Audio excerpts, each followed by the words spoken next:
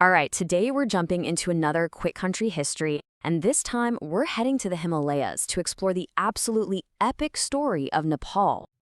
So, get this. We're talking about a journey that spans from the birthplace of the Buddha himself all the way to becoming the world's youngest republic. It's a story of massive transformation from ancient myths to modern-day politics, and it's a story you're gonna want to hear. Okay, so here's our game plan. We'll start way back in the land of myths and legends. Then we'll cover the age of dynasties, move into the wars that forged the kingdom, see how it fell under the shadow of a single powerful family, and then chart the bumpy road to becoming a republic. And finally, we'll look at where Nepal is today in the 21st century. All right, let's dive right in. Our story starts, as so many do, in a time of mystery, where it's kind of hard to tell where the myths end and the actual history begins. You know, even the name Nepal is a bit of a puzzle. Nobody knows for sure where it came from. Some think it's Tibetan for house of wool. Others say it comes from the Nuar people, meaning country of the middle zone. Could it be named for a sacred cave? Or maybe, just maybe, it's from Hindu mythology, named after a sage called Ne who supposedly protected the land. Pretty cool, right? But when it comes to ancient history, Nepal has one claim to fame that is just massive. It's the birthplace of Siddhartha Gautama. You know him better as the Buddha. His teachings would literally change the world, shaping the spiritual lives of billions of people. And it all started right here. So, moving on from those legendary beginnings, Nepal enters this long period ruled by powerful dynasties. We're talking centuries, where different ruling families came and went, and each one left its own unique stamp on the country. And just look at this timeline. It gives you a sense of the sheer scale of time we're dealing with. We start with the Kirat dynasty way back around 800 BCE, then come the Lichavis, then the Thakuris, and finally the Mallas, who take us deep into the medieval era. That's over 2,000 years of history right there, just with these four groups. And to really put that in perspective, check this out. The first dynasty on that list, the Kirets, they're thought to have ruled for over 1,200 years. I mean, just think about that. 1,225 years. That is an unbelievable stretch of time for any dynasty to stay in power. And what's really cool is how each dynasty kind of built on what the last one did. So the Kirats were the first documented rulers in the Kathmandu Valley. Then the Lichavis came in and took over. A Thakuri king, Gunakamadeva, is the one who founded the city we now call Kathmandu. And then the Mallas, wow, they kicked off a golden age of art and architecture. A lot of the amazing stuff you can still see there today, that's them. But, of course, golden ages don't last forever, do they?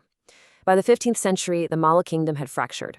It split into these rival city-states that were constantly fighting with each other. And all this infighting, it left the entire valley vulnerable. It basically created a power vacuum. And that set the stage perfectly for someone new and very ambitious to come along. And here we go. This brings us to a huge turning point in our story. It's dramatic, it's violent, and it's absolutely crucial. The unification of Nepal. And who's the man behind it all? This guy, Prithvi Narayan Shah. Now, he was the king of a pretty small principality called Gorkha, but his ambitions were anything but small. He had this grand vision of conquering those bickering Malla kingdoms and forging them into one single unified Nepal. And his plan was brilliant, really. It wasn't some quick, all-out assault, no. This was a patient, strategic game that played out over decades. First, he surrounded the Kathmandu Valley, isolating it. Then, he choked off its main trade route with Tibet, cutting off its money. He even managed to defeat a British force that tried to intervene.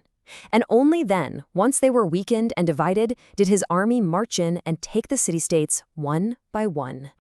See, this guy wasn't just a warrior, he was a seriously smart strategist. He famously described his new kingdom as a yam between two boulders. And that's such a perfect image, right? It perfectly captures Nepal's tricky spot, sandwiched between the two massive powers of China and British India. And that one idea, that balancing act, would shape Nepal's foreign policy for centuries to come. And yeah, it didn't take long for those boulders to start applying pressure. Pretty soon, the new kingdom was at war with both of its giant neighbors. A war with China ended with Nepal having to pay tribute. And a war with the British East India Company, well, that ended with Nepal losing a huge chunk of its territory. A tough start for the new nation. So, after fighting off these huge external threats, you'd think things would settle down. But nope. The next big threat to the Shah monarchy didn't come from the outside. It came from within. A powerful family was about to rise up and cast a very, very long shadow over the kingdom. Okay, so this is where things get really interesting. And kind of weird. A nobleman named Jung Bahadur Rana stages a bloody coup in 1846. But here's the twist. He doesn't get rid of the king. He keeps the Shah king on the throne as a figurehead, like a living god. But all the real power, he takes it for himself and makes the position of prime minister hereditary for his own family, the Ranas. For the next 104 years, the kings reigned, but the Rana prime ministers ruled.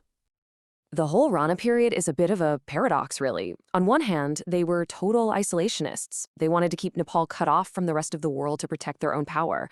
But that same policy is probably what saved Nepal from being colonized by the British. And even though they were isolated, they were also super pro-British, helping them out in the world wars.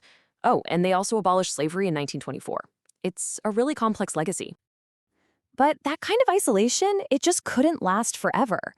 By the middle of the 20th century, the winds of change were starting to blow through Nepal, and what followed was a period of just incredible chaos that would end up sweeping away not just the Ranas, but the monarchy itself. And just look at this timeline. It's like a whirlwind of political upheaval.